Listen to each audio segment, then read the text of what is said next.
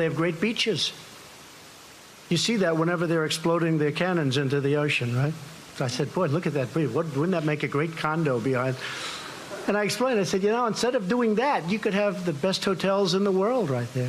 Think of it from a real estate perspective. You have South Korea, you have China, and they own the land in the middle. How bad is that, right? It's great.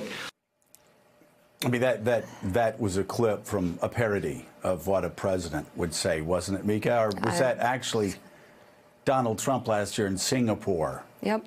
It's unbelievable. Friday, he took to Twitter to give an update about his upcoming second summit with North Korea's Kim Jong Un, writing, quote, "My representatives have just left North Korea after a very productive meeting and agreed upon time and date for the second summit with Kim Jong Un.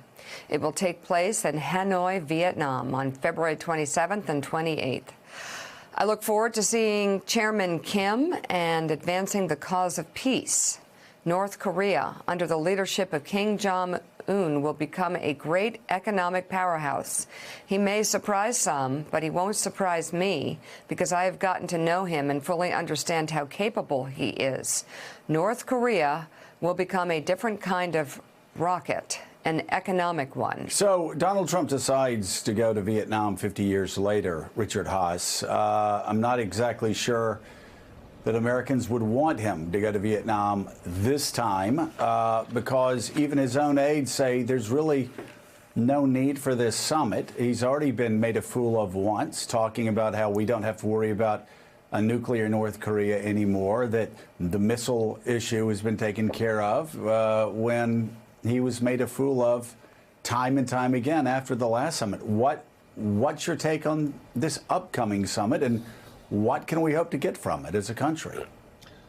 Well, let me just say two things. The idea that North Korea is going to become an economic powerhouse is a non-starter. It's one of the poorest countries in the world. And the reason it can't become an economic powerhouse, Joe, is that would mean real market economic reform. And that would mean loosening up the controls over that economy and over that society. And that's simply not the sort of thing Kim Jong Un will ever entertain.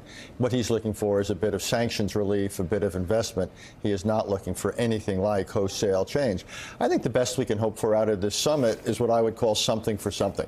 The North Koreans will close certain nuclear facilities. We will, and others will give them economic benefits. The goal of denuclearization and getting rid of missiles will remain, shall we say, to be generous, aspirational. It will remain rhetorical. So we'll come back, and again, we'll be able to point to certain areas of progress. At the same time, we're not going to have access. Inspectors won't have access. So for all I know, on net, they could stay even. They'll get rid of some things, but quietly they can continue to develop other things. So the idea that North Korea will ever give up its nuclear weapons, I think the intelligence chiefs are spot on. It's a non-starter. So, Richard, just kind of back up and tell us, kind of looking back from the start of the Trump White House, are we in a better position on North Korea now or worse overall? I'd say it's mixed. The good news is they're not testing their missiles and their nukes. The bad news is essentially we have de facto accepted the fact that they're going to have nuclear weapons on missiles that will sooner or later be able to reach the United States. All right, still ahead, Amazon CEO Jeff Bezos has accused the National Enquirer's parent company of blackmail.